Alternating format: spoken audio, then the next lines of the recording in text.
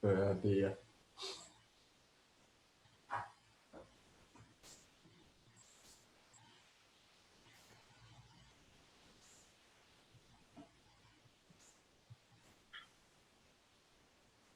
Alrighty, we'll get started. I think we're about to tick over to 11. It's been a little bit, tiny bit of housekeeping, but yeah, if we can use the chat feature as we go along, that'd be terrific. And yeah, we'll keep an eye on that and respond as we go through. I'll try to keep it to one person speaking at a time, and but yeah, not just necessarily me speaking the whole time. So if anyone does want to have a chat, please just let us know, and yeah, ask any questions as we go along. That'd be great. We are recording the session as it says on the screen, so and we will share that through our YouTube channel later on. So and we'll get started. So thank you. If I can find, gee, I am going to have one of those days. Sorry, I've lost my next slide button. There we go. I'd like to acknowledge the traditional owners of the land and waters where we gather, and acknowledge the important role of Aboriginal and Torres Strait Islander peoples across Queensland particularly, and the roles of elders past, present and emerging. CORF also acknowledges the important role that Aboriginal and Torres Strait Islander people have for the outdoor recreation community right across Australia. And we also acknowledge the support provided to our organisation by the Queensland Government, which we are very grateful for. Moving right along, welcome to Coffee and Conversation. My name's Dom Courtney. I'm the Executive Officer of CORF, the Queensland Outdoor Recreation Federation, soon to be Outdoors Queensland, which I've been saying for about 6 months. Mark Squires is also with us. Mark's our Partnerships Manager. I'm not sure if Hubertine's with us or any of the other staff, but we do have a small team that does a lot for the outdoor sector. So yeah, welcome to all of those, and also any of our board members, but also members and non-members. Welcome and thank you for joining us today. It's lovely to have you with us. As I said, we are recording these sessions. It'll be on our YouTube channel and via our website. And yeah, we'll get stuck in. There's plenty to talk about today, as I think there is across the country right now. So we'll get stuck in. As I said, if you have anything you want to talk about as we go along, please just let us know, either through the chat feature or happy for you to just sing out. We've got a bit of an agenda there. A few things there. We'll get onto each one as we go through. But yeah, I guess the one I've highlighted there in yellow is the Outdoors Queensland Awards. So that's it from 6 o'clock tonight, that's good old Queensland time. We'll be running that session tonight. So yeah, and then quite a few other things. But the bottom line on that screen there is any other matters that you'd like to talk about, please just say so. Yeah, happy to discuss other issues too. So straight into the awards. We're running a virtual presentation tonight from 6 o'clock. You can attend the event for free, which is terrific. Mark's just shared a link in the chat there. If you've registered via Zoom, that's great. You can join that way. But if not, you can also join through our Facebook Live feed, and we'll be running the presentation through that. So that's from 6 o'clock Queensland time. You guys can do the maths if you're in other states. As we celebrate the finalists and announce the winners of the 2020 Outdoors Queensland Awards. We're also very pleased to announce Active Queenslanders Industry Alliance, so the event sponsor for the awards, so which is great to have them on board as well. So yeah, we welcome them. And we've also got a guest speaker, Eleanor Carey, who's an adventurer, speaker and writer, and the first ever Australian female to row the Pacific Ocean. So I'm sure she's going to tell us plenty about her adventures, but also what she's doing now, what she's up to, and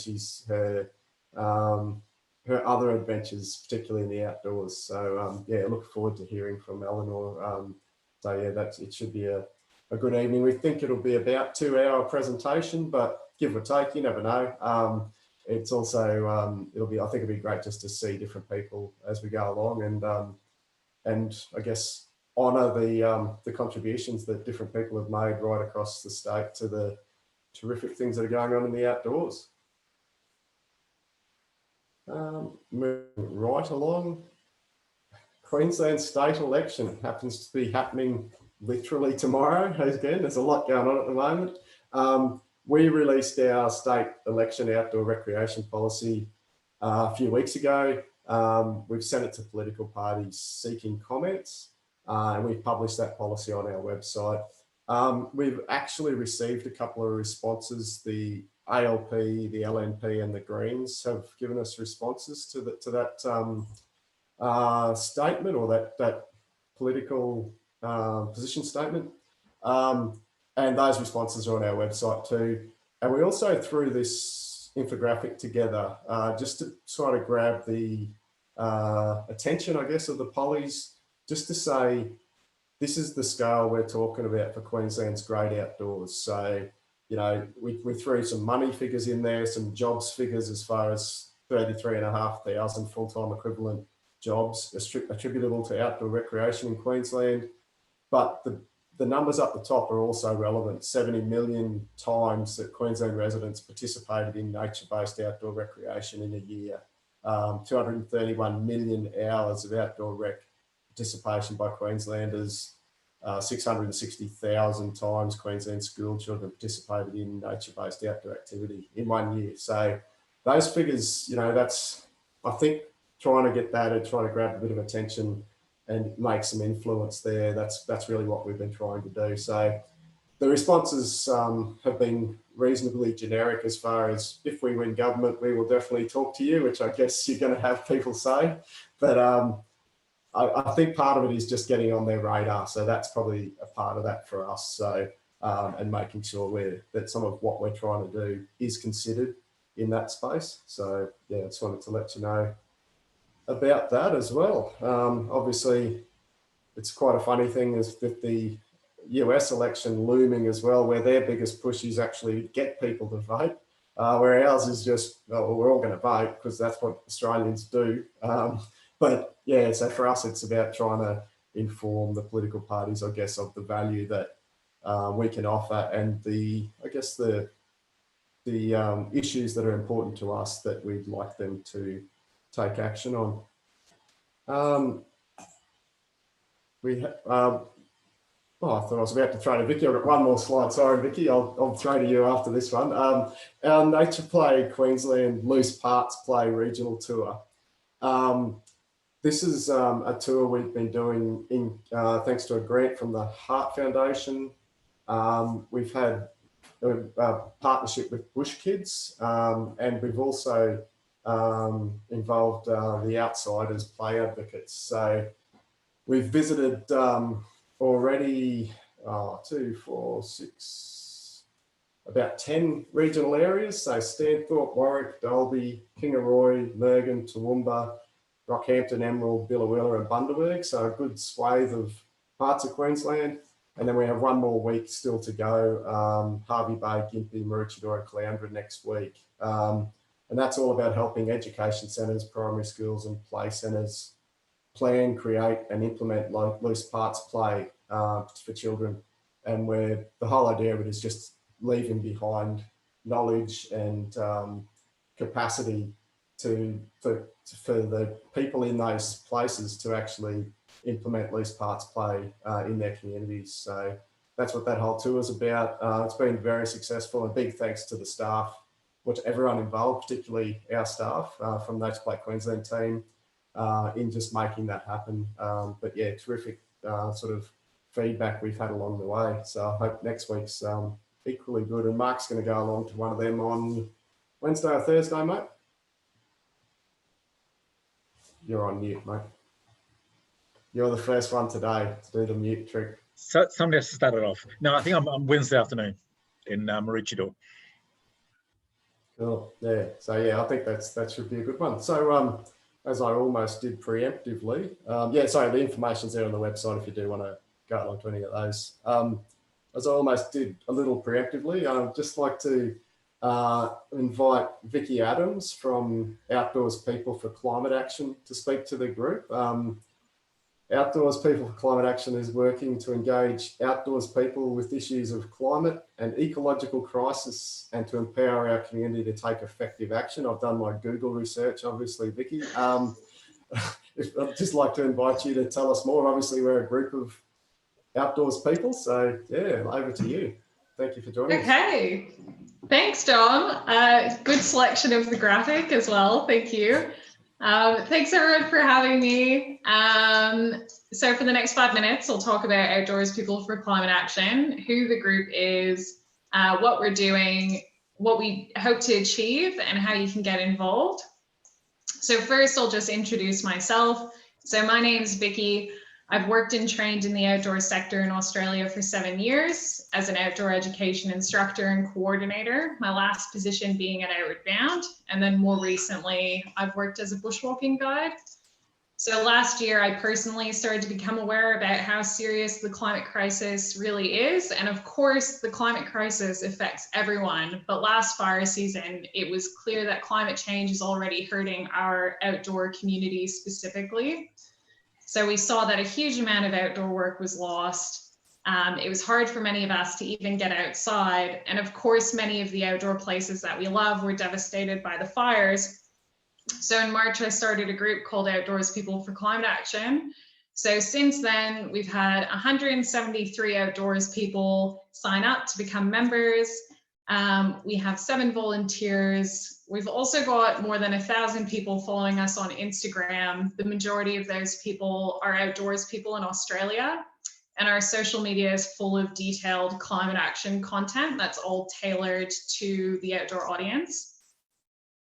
So the group is Australia-wide, and it's for outdoor enthusiasts, so everybody from rock climbers to divers, and also for outdoor workers and outdoor businesses, so tour guides, outdoor educators, nature therapists. Our goal is to do our bit to limit global warming, which in turn then helps protect the outdoors. And we hope to achieve that within the wider climate movement by really activating our outdoor community. So within those bigger goals, we're hoping to do 4 things. So the first is to inform and engage outdoors people about the climate crisis and the solutions, as well as the really specific ways that the crisis is impacting our communities through various climate impacts. So including increasing temperatures, biodiversity impacts, coastal erosion, shortening snow seasons, worsening bushfire seasons, and others. And those things are affecting so much of what matters to us. So from our ability to get outside, our favorite outdoor activities and pursuits, the wild places we love, our work in the outdoors, and nature itself. Second, we're working to empower outdoors people to take climate action. So that's really anything from divesting to engaging with other groups in the climate movement, to reducing our own footprints, to writing to our MPs and beyond. The third is to connect, so to build community around the issue. The fourth is to represent. So in the future, we're aiming to be a voice for our outdoor community. So for example, by representing our specific concerns in submissions. And so where do outdoor businesses and peak bodies come into this? Well, currently we have a supporter program where outdoor businesses can sign up. We've currently got 8 businesses on board, pledge their concern and their keenness to take climate action. And then they help us spread the word to their staff and, if relevant, their colleagues. In the future, we do plan to work more closely with businesses, helping to empower them to take business-specific climate action. So for example, by encouraging net zero targets and renewable energy. And of course, we do our homework before jumping into that to best complement existing programs out there like Ecotourism Australia. So as for peak bodies, we hope that Outdoors People for Climate Action will be able to attend events and to engage with our peak bodies however we can. We're really keen. So one of our big focuses at the moment as well is to attract more volunteers. We've got lots of big plans and lots of passion. So we're just hoping to build a bit more capacity to be able to become better engaged with businesses and the outdoor sector more widely. And also, we're not a not-for-profit yet, but that is in the plans to become one. And finally, how can you get involved? So if you resonate with our vision, please visit our website. I'll pop it in the chat after, but it's outdoorspeople.org. Oh, it's on the graphic. And become a member, get involved, take climate action, stay in the loop. And always, please feel free to get in touch. So if you're keen to collaborate, if you've got ideas or feedback or anything at all. Also, we'd really love it if people could spread the word. So if you could mention the group to your staff or colleagues and ask them to become members. Shout outs and newsletters and Facebook groups are fantastic. And also, as I said, a big focus right now is finding more keen volunteers who would want to help with various projects, either casually or part-time. So if you do know someone in particular, please consider mentioning this to them. And that's about all for me for now. So I'll just stick around for the hour. And thanks for having me. And thanks everyone as well for everything that you are already doing for the climate. Lovely, thanks, Vicky. Coincidentally, we'd lined up Vicky to come and have a chat last week, but I went for, I was going to say run, let's call it a jog or a shuffle this morning, and I was listening to a podcast, the Outside podcast, and they had an interview from an organisation, a guy who's a snowboarder from California, Protect Our Winters, and he's set up an organisation called Outdoor State, where he's trying to get people actually from the outdoors to get out and vote for the US election, which I thought was quite on topic as far as exactly what you're speaking about. I did think Protect Our Winters. In Queensland, we love winter. It's a whole day. But I don't know how you go trying to protect that for us. It's more about let's not make summer even worse. I think that would be a better tagline up our way. But you can work on that with your as a marketing genius, Vicky. So I'll leave that one to you. But yeah, thank you for speaking to us about that, and also thank you for the work that you guys are doing. And it's great to see opportunities for outdoors people to get together and collaborate on such an important issue. So thank you very much for that. Oh, I should say, has anyone got any questions for Vicky? Janie just took a glass of water, a sip of water, but does anyone have any questions if you'd like to sing out? If anyone has any questions, happy for you to fire away. I didn't ask Vicky that first. Right. Well, if you do have any questions, please pop them in the chat and we can always circle back as the jargon would be. All right, cool. We'll move on. I did want to just mention, this is just telling about something that's just happened, but Outdoors WA hosted a couple of webinars about the implementation of the Australian Adventure Activity Standard and Good Practice Guides. The second one was yesterday, but it'll be on their website. So I just want to let you know there's recordings on their website. It was all about implementation of the Adventure Activity Standards and Good Practice Guides. And there's also a recording of a similar webinar that Mark and I did way back in November last year, which is about 3 lifetimes ago, I think, on our webpage on the Corf AAS website too, if you want to have a look at that. And the link to the Outdoors WA one is there on the screen as well. Moving right along, inside the outhouse, which is a terrific gathering. I'm not sure if any of the volunteers, the coordinators of the outhouse are on the call today. I just wanted to mention their webinars are still happening, but also they've got plenty of information on their website that you might want to have a look at. There's some really good resources on there, so it's worth checking out.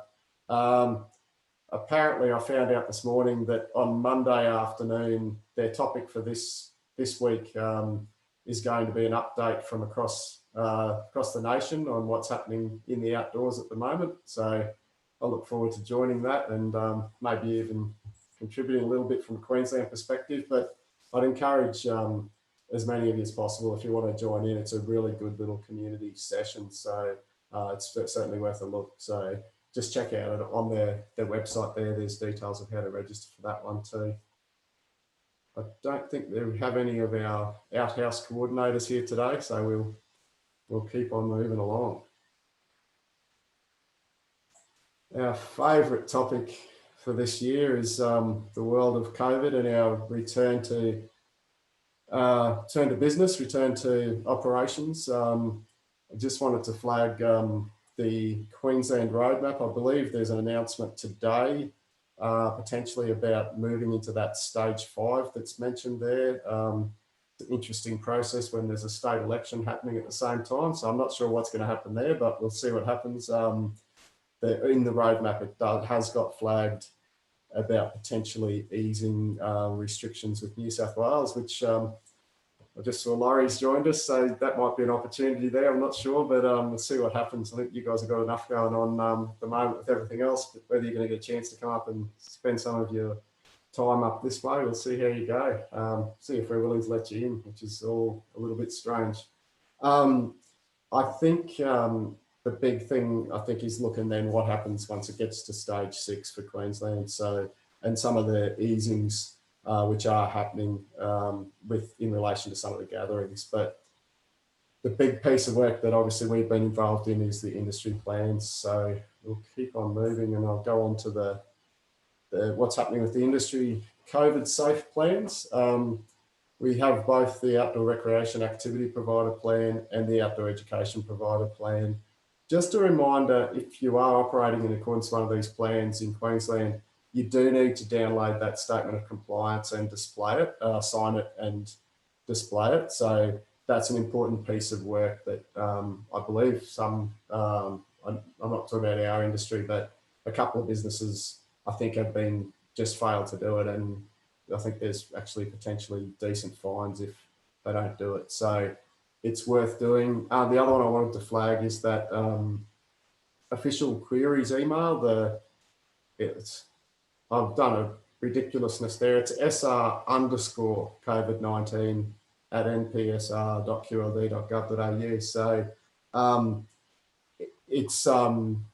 that's the email address for Sport and Rec team who then reply to queries about the COVID safe plans officially. You can also send them through to me if you just want my opinion for what it's worth. So yeah, just wanted to flag that as well. As most of you may be aware, we've got the updated versions of the industry plans approved on the 2nd of October. The big thing in there is that there's been some changes to the density limits, and it's a little bit confusing. We talked about this a couple of weeks ago. For outdoor recreation activity providers, there isn't a requirement for that density, because once you're on the field of play, the density requirements don't apply and the social distancing doesn't apply. But once you're off the field of play, then you do have to do the social distancing or physical distancing. So it is a little bit confusing still about capacities of venues for that stuff. But it's, at the end of the day, I think it comes down to, if you're operating under the industry plan, you're in a better place than otherwise. And if you don't operate under an industry plan, I think the limit is still 50 people maximum for a business. So they're certainly worth understanding how they work and operating in accordance with the industry plan. So the outdoor recreation activity provider plan, nothing's changed in there since the October the 2nd. It seems like a miracle. We've gone for 4 whole weeks without any changes. So that's nice. Yeah, just the big things in there. The big one, I think, is the event information and sizes. That's an important piece of work that that came in with that new roadmap. So, and that's where that comes into it. So it is actually a really good thing, I think, for event organisers, particularly, and particularly obviously for outdoor event organisers.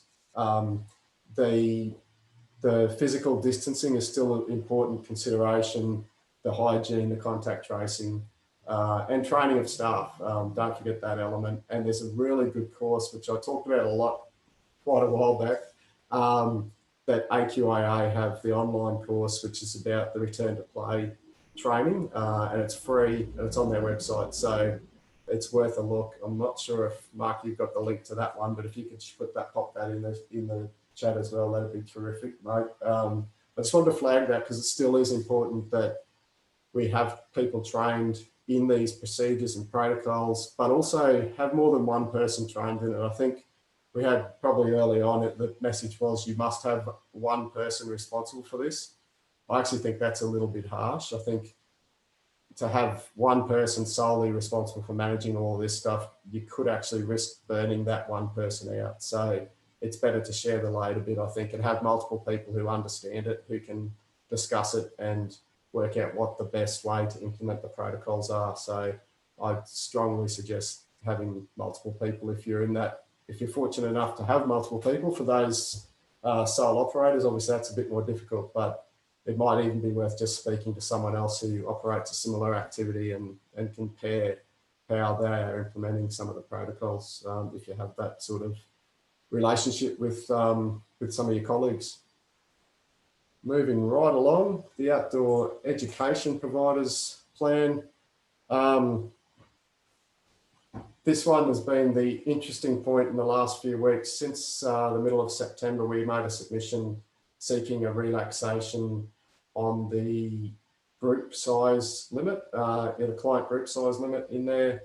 And very pleased to advise, as we sent out a notice earlier this week, that we've had that relaxed by the Chief Health Officer. So we've had that approved and the relaxation to that limit. So Mark sent that out on Tuesday, I think it was, Mark? Yeah, Tuesday morning it was. Tuesday, yeah. So when we found out about that, so that relaxation's approved. It was as a result of the submission we put together. We actually had an industry session in the middle of August to talk about that, and it took a bit of a process, and it's somewhat frustrating, but we got there in the end, I guess, is all I can say. Thank you to everyone who's contributed to that process. The big point that's I've plunked up there on the screen in big letters is that that relaxation will take effect once the amended plan is on the government website. So that's an important piece to understand. One of the things that in the advice from the Chief Health Officer, which we shared in that bulletin earlier in the week, is that groups from different schools will still need to be kept separated while they're at camp. So even if you have two groups, you can't just combine them into one group of 200 kids or something like that. So, and then they said the existing requirements regarding capacity and operation of facilities will remain in place. So the key part is going to be once the amended plan's up on the website and available, that's when the changes take effect, but it's also when we get all the details. And sometimes, as you know, the devil is in the detail, as it's said. So yeah, we're still waiting to see that, but we'll let you know as soon as the amended plan's published. I do want to thank obviously appreciate the decision by the Chief Health Officer and her team, but also thank the staff at Sport and Rec who've been involved in the process along the way. There's actually been a whole lot of work involved in that, and it's great to see that the work that Queensland Health, Queensland Health and Sport and Rec have put into it. But the other one I did want to say, I just want to acknowledge the efforts of outdoor operators right across Queensland. Without all those efforts and making sure that COVID-19 is appropriately managed as far as a risk point of view, we wouldn't be in a position to go and ask for relaxations. If the Chief Health Officer wasn't confident that our industry isn't contributing more risk to the situation, then I think we'd have no chance. So I think I do not want to, while I'm handing out pats on the back, I do just want to acknowledge the work that so many operators of organisations of different scales have actually done to contribute to us being in a position where we are able to go to the Chief Health Officer and say, look, this is something that's causing grief to operators. Here's our reasoning. Can you please give us a relaxation? It took a bit of time to get to where we are now, but we got there, and I think we need to acknowledge that. Like I say, I'm not sure how long it'll take to get that amended plan up. I'm hoping it's, a matter of days rather than weeks, but I'm scared to even put a time frame on it, given we made that submission in the middle of September, and I thought that was going to be a couple of weeks. So I don't know is the short answer. I'm happy to tell you that, but as soon as we know, we'll certainly be spreading the word on that one as soon as we know if the plan's been updated. And thank you for the people who just whacked in the comments the sincere thanks.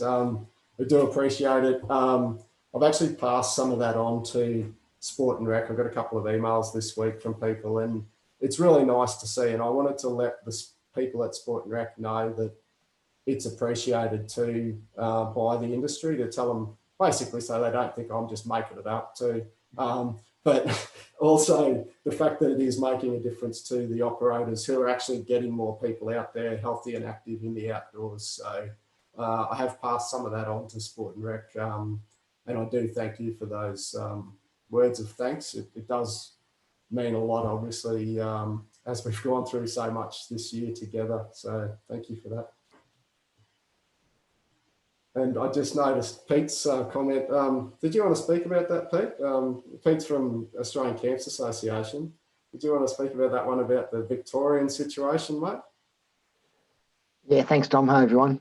Obviously, things are a bit different down here at the bottom end of the universe, but we are starting to look like things are starting to go the right direction. And the work that's been done in Queensland and other states has been taken into account by the authorities down here. And I think it's often good to have some evidence to throw around. I know Andrew Grant, QCCC, has been doing a lot of work around promoting what's been going on, for example, and that's been really well noticed and really well taken into account down here. But I think it's really heartening to see what can be done across the country as people reopen. And as far as I know, there hasn't been an incident yet. So there's been some great work done around the planet, around the country, and does help our Department of Health and Department of Education here in Victoria feel a little bit more comfortable. So well done all. Thanks, Pete. And yeah, it's actually interesting to put it in that perspective, as far as I think sometimes we get a bit very focused on what's happening in our patch, but it's interesting to think about the potential national impacts of some of the stuff that people are doing. But it does go back to the fact that people are managing this, as we've said right from the start. Outdoors people are actually used to managing risks. It's something we do every single day. It's not an abnormal thing for us. It's a different risk, and it's something we've had to work collaboratively to get our heads around. But the amazing thing is the way our industry right across the sector has reacted to it, from the really great way that some of our volunteer organisations have just worked out what they needed to do to keep engaged with their participants, the businesses who were obviously very much affected, particularly in the outdoor education space, but also in Queensland, particularly the tourism space. It's been drastically affected. And also some of the adventure therapy operators, when they knew their clients really wanted to, access their services, but they were trying to work out ways to do that. So yeah, it's terrific to see those efforts that have gone into that space. Pete, sorry, you've not muted. Did you want to say something else, or? Yes, please, if I can. Yeah, mate, go for your life. I think one of the great things which has come out of this whole situation has been a raising of awareness in the authorities in various states about what actually does happen in the camps and outdoor world, and the fact that we are, as you say, well used to compliance and managing all sorts of risks and situations. And a good example is I was talking to our Victorian Department of Education and Training yesterday. There's a ban on camps having more than one school in place at the moment. And I pointed out that most camps around the country that are of appropriate size are well used to having 2 schools or more on site at the same time. And that's been working well for many, many years. And obviously there are child protection safety issues in place to manage the interaction between those 2 schools. And the response was, how long have you been doing that? How come we didn't know that? So I think just giving a chance to promote what we do and have done successfully for many, many years, has helped educate the people who make decisions on our behalf. And I think these examples really do go a long way to help them understand the fact that we are really well regulated, really well looked after, and really well committed to what we're doing. So, it's been a good achievement in that sense. Yeah, and I think some of that discussions with decision makers, obviously we've hammered on their doors in the past, but we've probably never got down to the level of detail of what we actually do and why we do it. That's the other bit of our whole sector, is there's multiple reasons for doing what we do, and it is interesting when they start realising exactly the scope of what we're talking about, which is partly why we threw that infographic I mentioned earlier that we put on the front of our election policy statement, just to try to open the eyes a little bit for some of particularly the politicians and the policymakers in the back rooms of some of those political parties, just to try to give them that, wake up call that this isn't just a bit of fun, go for a bushwalk once a year. This is stuff that actually contributes to the good of our community, and we want to, really make a difference to the health and well-being, but also the education aspects. We have the touching on tourism, but also the education as in school camps, but also education and valuing nature. So that side of things that we do, that makes us feel good about what we do, as well as having a bit of fun. But yeah, I think we sometimes risk being lumped in with just, oh yeah, that's a fun thing to do occasionally. So thanks, Pete. Did anyone have any questions about I sort of got off topic a little bit, but the relaxation of the 100 client group size limit? I just wanted to open it up. If anyone has any questions on that. Obviously, it's a big development that's happened this week for us up here. Anyone? No? I'm just looking in the chat. I saw Andrew Grant's extend the Get in the Game voucher system to school camps. Wouldn't happen just to be coming from a school camps operator, but I tend to agree, Andrew. It's actually interesting. One of the parties that has on their policy position statement right now is actually about extending the whatever it's called. They're all called Get Something. I don't know if it's Get in the Game or Get Playing. They have one of those schemes, and that one of the parties was talking about extending that in their policy positions. So, and one of our points is don't just do that for organised sport, do it for outdoor activities. I'll leave it to you guys to look up the party's policy statements. I'm sure you'll all do that before you vote anyway, because I don't want to look as if I'm endorsing one party or another, because one thing that Corf is proudly apolitical. We work with all political parties. So yeah, I don't want anyone thinking I'm endorsing a particular political party, but it's all out there on the internet for you to find. If someone else puts it in comments, I can't help that. But yeah, so just check it out. There certainly has been talk about that, and it's one of those things that we advocate for as well, as far as ensuring that there is support for our industry. So no questions on the 100 group size limit. I thought you guys were going to pepper me with questions on that. I'm amazed. Mark's e-bulletin is obviously too effective. It answered everything. No questions. It just makes life an awful lot easier as soon as we can start doing it. Just the logistics will just be a heap easier and a lot easier just to talk to schools, right through term one and say, you're not going to be separated. This makes our life a lot easier. Yeah, and we made that point fairly clearly, I think, in our submission, which has obviously been accepted. So yeah, and thank you again. Like Andrew certainly provided some information for that, but for everyone who did, and that was, I guess at its base level, that's what Outdoors Queensland /Corf is here to do, to try to make life easier for the sector. So yeah, pleased to have been able to lead the way with that one, but it needs to be acknowledged that it's a massive group effort to get to that point. So yeah, glad to hear, mate. And yeah, as soon as we know about the update of the plan, we'll certainly be letting everyone know. So, and if you happen to see the plan's been updated and I haven't told you, just let us know.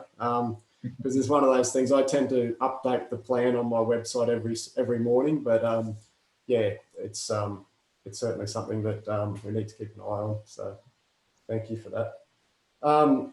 Moving right along, just while we're talking about COVID safe plans, a question about any other issues presented by protocols. This might look like I'm going crazy for relaxations, but we already discussed a couple of weeks ago some issues that are still happening in relation to staffing levels and the idea of staff being able to work across multiple clients at camp at the same time. So even with this relaxation of the 100 group size, being able to have larger numbers than 100 at a camp at a time, there still will be the situation where if you have two schools at camp at the same time, they need to be kept separate. So that same complication will apply in relation to staff crossing over. So well aware of that one as a pain point. And I think what we'll do is once we get the plan updated and understand exactly the wording of that change,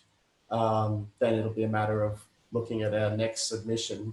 The other point, and this is something in the 100 group size limit, I just want to flag that at the moment in the letter that we got from the Chief Health Officer, it specifically, and this is what went out in that bulletin this week, it specifically talks about client groups allowing school groups of unlimited numbers, and I'm not sure if that's going to translate to non-school groups. So we want to, that sort of detail will be in the industry plan. So that's an important point, particularly for organisations like Scouts who are using the outdoor ed providers plan. I think the guides are too. So we're going to check on that once the industry plan's updated. It'll also affect holiday programs. So it's actually an important point. So if that's not in the updated plan, it's certainly something that we'll want to chase up as quickly as we can with another submission. Also the stuff about potentially staff being able to go across different groups. I don't know how Queensland Health will go with that, but we can only ask the question. So that's sort of where we're at, I guess, as far as that goes. If there's any other questions or issues that are causing you grief, you can just let me know separately by email, but if you wanted to talk about it now, more than happy. No one? Gee, a very quiet group today. You must all be saving yourselves for applause tonight during the awards ceremony or something. I'm surprised. I did also want to flag the proactive site visits from public health units. So I've spoken to a few people who've had those visits and who couldn't speak more glowingly about the public health unit staff who came out. And again, it touches on what Pete mentioned earlier about having people more aware of what we actually do and how we do it. Having the public health unit people come out as a visit to your centre or your business or your organisation before anything goes wrong, and hopefully nothing ever does go wrong, but just so they know what you're doing. Even I've spoken to a couple of event organisers who've done similar things and had these discussions with the public health people to actually explain what they were planning to do in relation to their event before they'd even lodged the documentation. And some of our events, which we'll get to in a moment, you don't actually have to lodge anything other than notify the local public health unit, but they're still making an effort to make phone calls and just say, here's what we're planning to do, here's what we're proposing to do. Do you want to come and check out the site? Do you want to, those sort of things. So I think it's a really good show of confidence and also building some relationships with the people who, at the end of the day, all they want to do is keep everyone who's involved in your event safe and keep the community safe and healthy. So that's it's good to see. So I just wanted to flag that one as well. COVID safe events has been an interesting topic as well as we go along.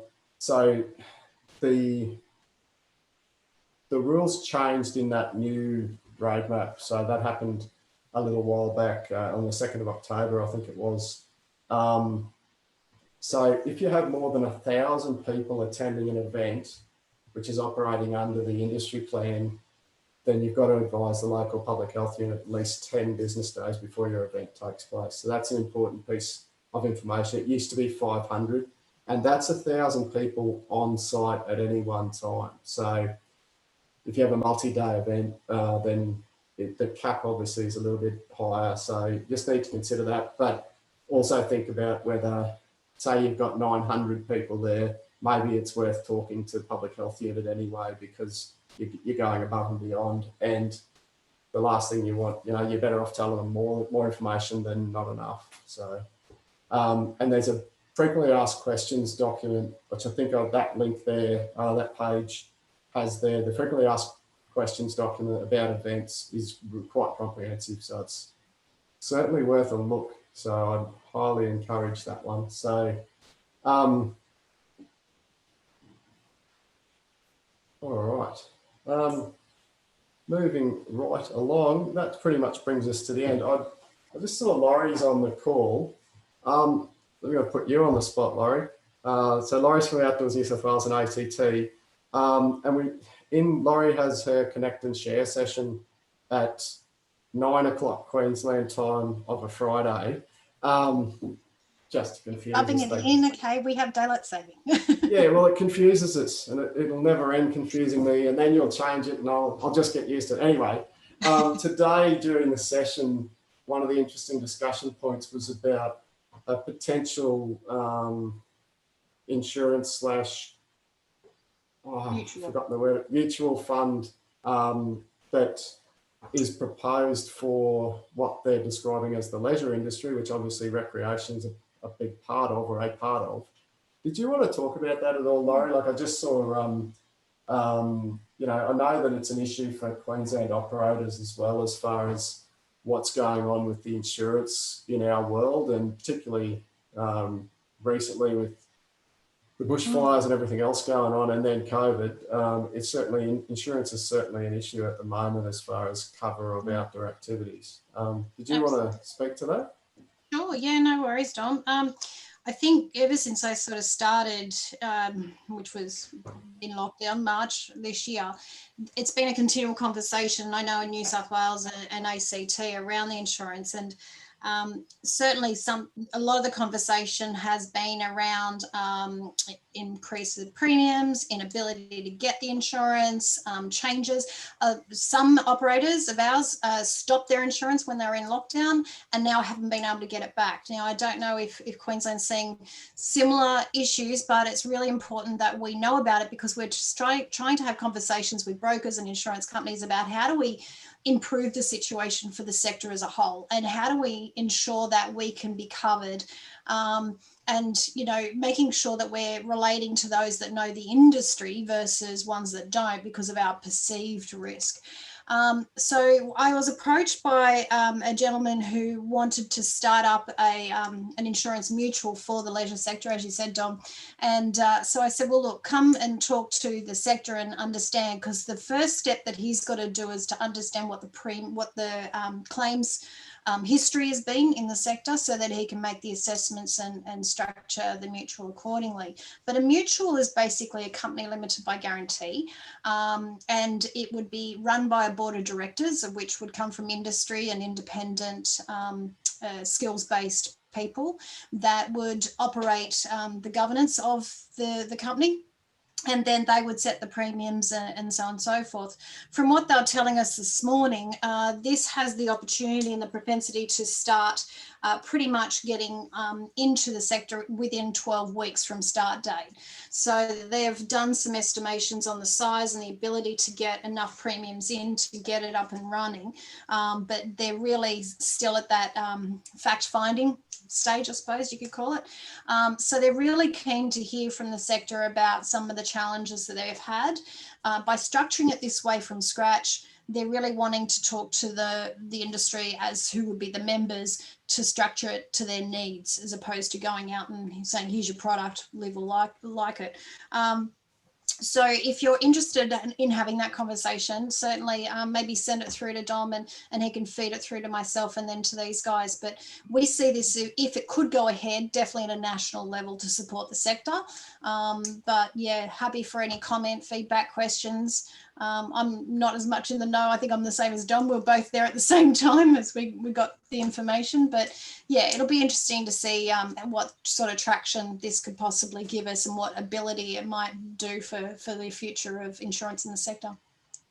Thanks, Laurie. And I guess probably the starting point is probably check out the recording of Laurie's session this morning, which will be available on their YouTube channel, which you probably already look at every week, but if you don't join it live. So check it out. They had two people from the proposed mutual fund speaking there.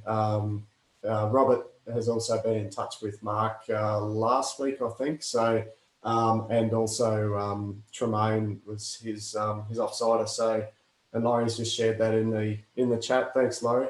Yeah, so check out the recording on there, and yeah, just that's probably worth a look if you're interested in that side of things. Insurance discussion or mutual fund discussion probably was about half an hour, I reckon, this morning, something like that. It was a good chunk of Laurie's session. So yeah, thanks, Laurie. Any other questions? Any other topics? I actually abandoned the chat a little bit. I'm not sure if anyone had any questions there for Vicky that might have popped up, or you might have answered them. But yeah, I thought I'd just check if there's any other comments as we went along, or any other queries. I don't want to make it sound like a New South Wales takeover or anything like that, particularly in light of the recent announcement this morning. However, I've just been alluded to an issue, and I'm really keen to find out from anyone that does Duke of Ed on the line, that the current, what are they calling it, COVID concessions for Duke of Ed are causing a lot of economic distress in those that really count on the Duke of Ed program. It's sort of come to light only this morning, so I'm still in the early days of trying to really understand it. But from what I hear, the concessions are literally a reduction of 40% of the field work required to obtain the award. Now, obviously, for those that are providers of Duke of Ed, that's a significant cut to the program. But more importantly, from my aspect, I think it's cutting the benefit of the program to the participants in the program. Yeah, has anyone heard or know of this? And it is a national concession. So it was set by Duke of Ed Australia, and then it's fed down to each of the states. So everyone does not have to do, from what I understand, bronze is hardly any different. Silver's a few days, but gold, you actually don't have to qualify in the silver now to get to the gold level. So it's quite a significant concession. I hadn't heard that, so I'm not sure if anyone else has heard about it, or anyone involved in Duke of Ed. If anyone would like to have a chat, but yeah, I hadn't heard that, Laurie. So thanks. It's definitely something we need to have a look at. Yeah, great. Thanks, Don. We might take that offline then. And you said it is national. Yes, yeah, I've looked at the national site this morning, and yes, and the worst part is it's actually in place until July 21. And then potentially that means if you register, so it's up until the 31st of December 2021, these concessions are in place. So it could affect our sector significantly for the whole of next year. I'll send you the links. Okay, thank you. Yeah, I guess the interesting bit of that is whether I can understand why they would make some concessions, as far as, particularly, it has been difficult along the way in different states, different levels of ability to get outdoors and active. But yeah, it's interesting. Like, obviously for some areas, particularly Territory, WA, Queensland, Tasmania, South Australia, we've actually been much less affected, I suppose, as far as you would expect some of that. We did have some disruptions, particularly for excursions and overnight trips here in Queensland. But yeah, it seems to me I guess all they're trying to do is make it still possible for people to get the award, of the Duke of Edinburgh award. But yeah, maybe we need to have a look at that, of how it's going to impact different things. Any other questions, queries, topics? Oh, Jamie's on with us too. I mentioned, sorry, Jamie, I didn't know you were on here. I just saw your comment as Duke of Edinburgh Award expeditions full steam ahead. You're still using steam over there, Jamie. We've got this electricity stuff over this way. Can you hear me, Dom? Yes, mate. Yeah, I'm just using the phone, but yeah, I can certainly say the Duke of Edinburgh Award scheme here, their expeditions, we've got perfect weather for it, and there's a lot of people that are out there both independently and certainly at some of the lower awards getting support from some of the providers as well. So we're certainly making use of both the environment and the opportunity, mate. Right. For those who don't know, Jamie's the executive or CEO of Outdoors WA. So thank you for joining us, mate. And I mentioned the AAS Adventure Activity Standards webinar that you ran yesterday with your trusty sidekick, and I guess that recording will be on your website shortly. So thank you for doing that too, mate. Yeah, I've just put that up this morning. So if people pop over there, they'll be able to see the copy of yeah, wonderful presentation yesterday evening, and be able to download the notes as well, mate. Terrific. Thanks, Jamie. Not a worry. All right. Yeah.